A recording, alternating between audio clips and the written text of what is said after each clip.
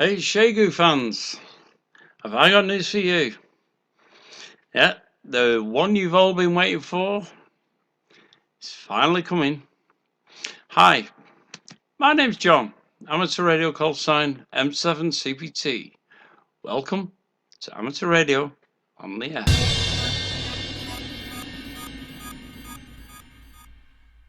That's right, it's the X6100.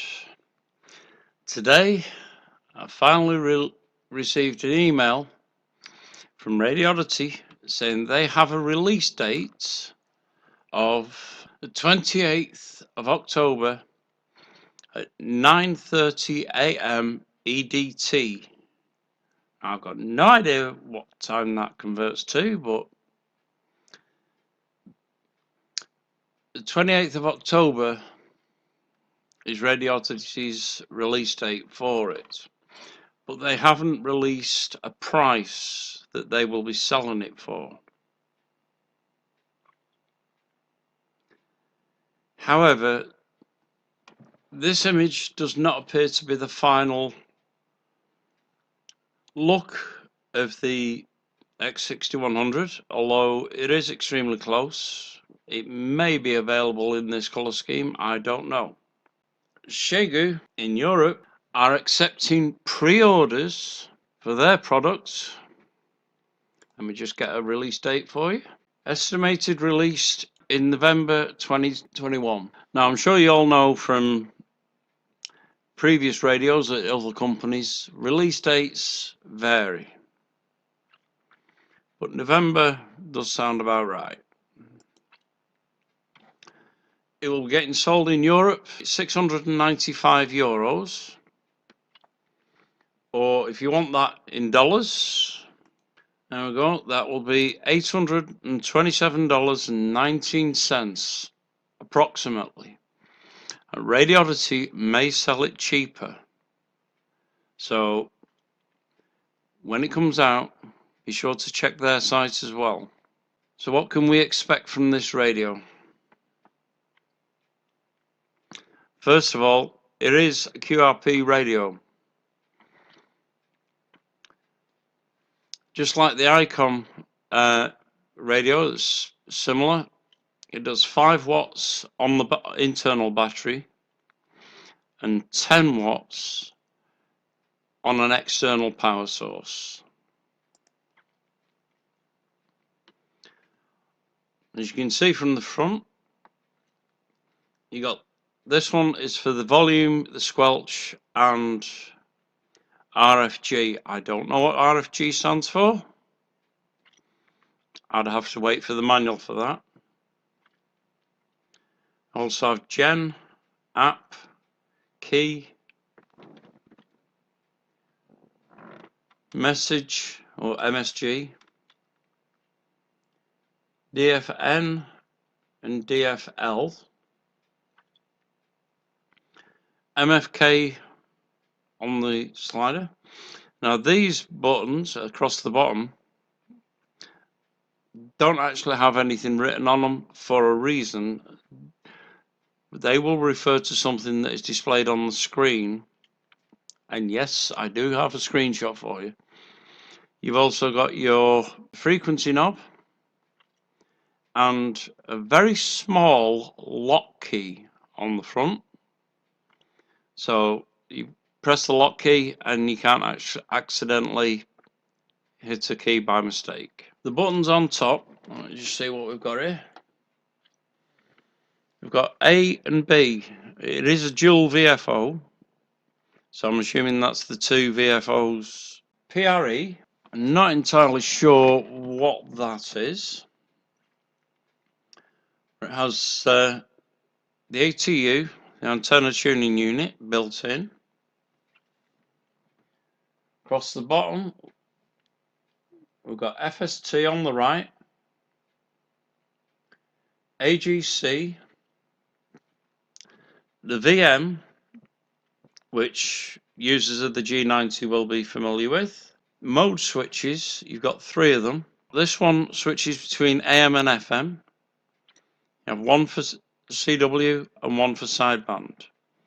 So it's quite quickly to jump to a particular mode rather than cycling through the whole lot. Couple of direction keys. Now it's rumoured that that could be the like a volume up and down or something, but it's more than likely it's to move a selection on the actual screen. The new strange one is it has a push to talk button actually on the radio. So I'm assuming somewhere on this radio it's got a microphone, although I couldn't see whereabouts that would be on the radio. On the left hand side you have the DC input, which will accept anything between 9 and 15 volts, your antenna output and your IQ output. Also, if you look at the back here, it has a kick out stand, so it basically does have a stand so you can angle it nice on your table. If you look at the other end, you've got another kick out stand for your supports. You've got a key input for your Morse code key, an ACC and an SP. Without looking at a manual, I don't know what they stand for. Microphone socket, standard one. You have two USB Type-Cs labeled host and device. And you also have an SD card slot, which will be very nice. Now, here's one with the display actually switched on. Temporary Offline showed this on his stream, and he suggested that it's Linux based and possibly influences from Android based on these icons up here. As you can see, these buttons that are not marked will be indicated here what they actually stand for. So all your menus and everything will appear and be controlled from these buttons, I would assume. It is a dual VFO, as you can see there. You got the one on the 142700 and one on the 7 meter band. A nice speaker of, I think if I remember rightly, it says half a watt in the specifications. Let's just go over and actually have a look at the specifications on this. Features HF plus the 50 megahertz, so it's HF all the way up to the 6 meter band. It does actually cover 160 meters as well. 10 watts power with external power source, 5 watts with internal.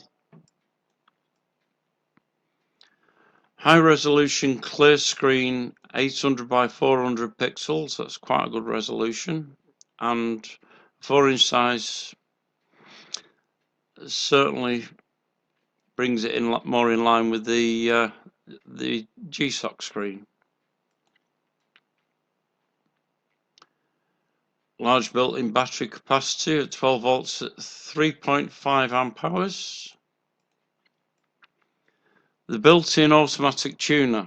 Now, anyone that's used a Xiegu know their tuners are excellent and extremely difficult to beat.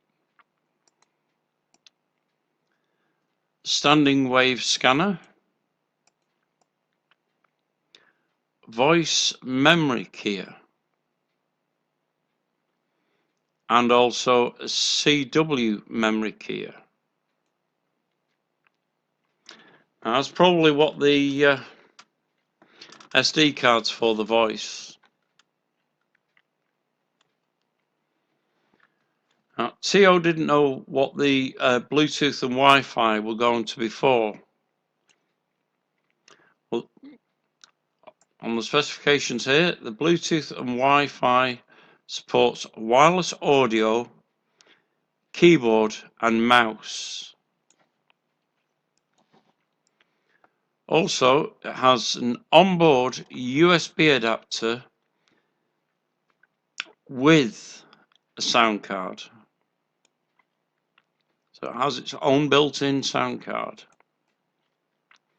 The second USB port is to be used for the mouse, a keyboard, or even a storage device.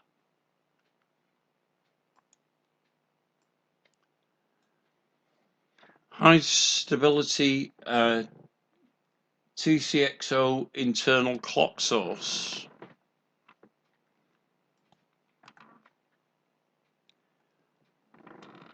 General specifications. The frequency range is 0.5 to 30, then it jumps from 50 to 54. So that's literally the handband's transmission.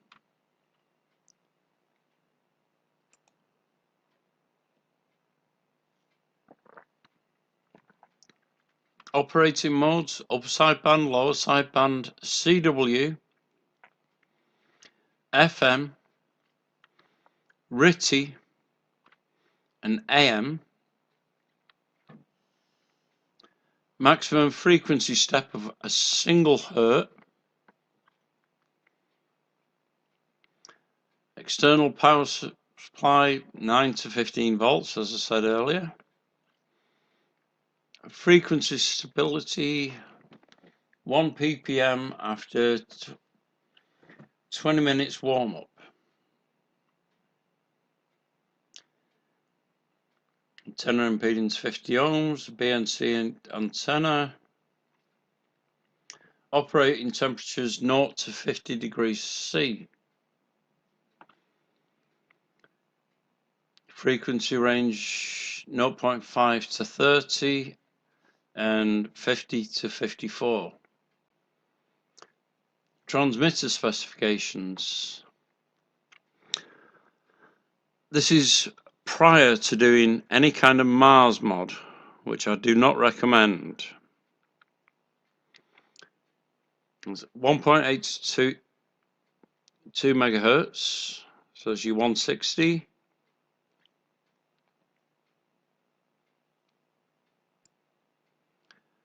Three and a half to 3.5, so that's your 80. You have your 5 megahertz band, or 60 meters, yeah. 40 meters, 30 meters, 20 meters, 17, 15, 12, 10, and 6.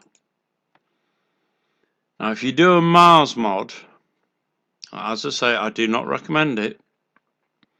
It will open up the frequencies between 1.8 and 29.7. It will not open the 4 meter band. That was a question asked on the Radioddity website. So, just to let you know. As I said, I do not recommend doing a Mars mod. Output power 5 and 10. Dimensions are 180 by 86 by 49 millimeters. Now, I'm sure if you type those numbers into Google, it'd convert it to the old money, so feel free to do that.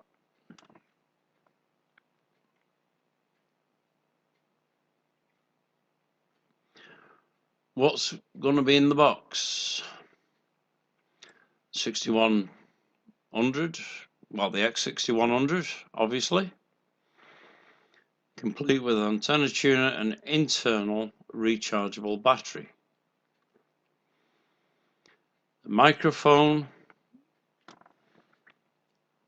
that has a backlit key control pad, serial cable for your PC connection, 12 volt DC power cord, an English manual. If only they were all in English, and a service card. Now, for some reason, on the suggested accessories, it's still got the G-SOC. I don't see that being of use to the 6100.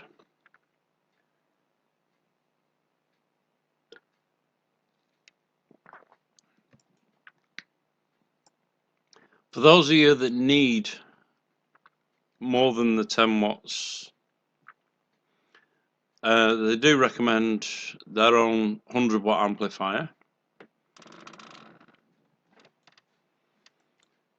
If you're using it portable with a small antenna attached direct to it, so you can use it as though it's a handheld, they're recommending the Chameleon portable antennas. Otherwise, they seem to be recommending end-fed dipole antennas. But they don't say whether they're recommending half wave or random wire, so I'm assuming either.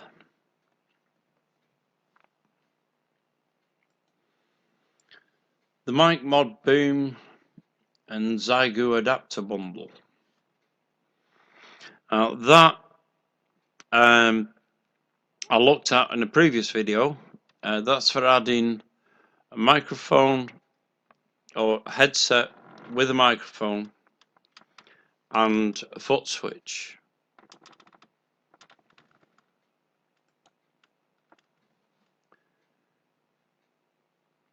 And if you're using a lot of antennas, you'll need an SO239 to BNC converter, or UHF to BNC as it calls it. You can pre-order it, as it says, from the Xiegu website itself. I'll put the link to this site in the description below. Also, I'll put in the link in the description for the Radioddity website. Radioddity are not actually taking pre-orders yet, but you can sign up for the notifications on when they actually release it. So all you have to do is put your email in and sign up for notifications.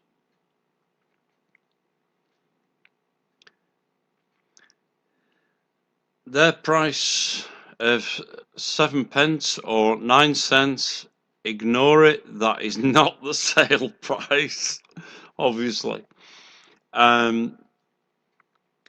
It appears as though they haven't decided on what price they're going to be selling it for just yet. But that's all the information I have for now. So, if you're looking for a new radio, this is the one to look out for. Will it beat the Icon? I doubt it. Some people want the higher bands, 4, 2 and 77s that you can only get with the Icon. Other than that, it is more compact as in it has more built into it than the Icon. The Icon can't use certain antennas like the random wire without having an external tuner. This one has the internal tuner that can more than cope with it. So I would expect to see the popularity on these soar through the roof. So expect supplies to sell out rapidly when it does actually get released. And with that being said, I'll catch you on the air.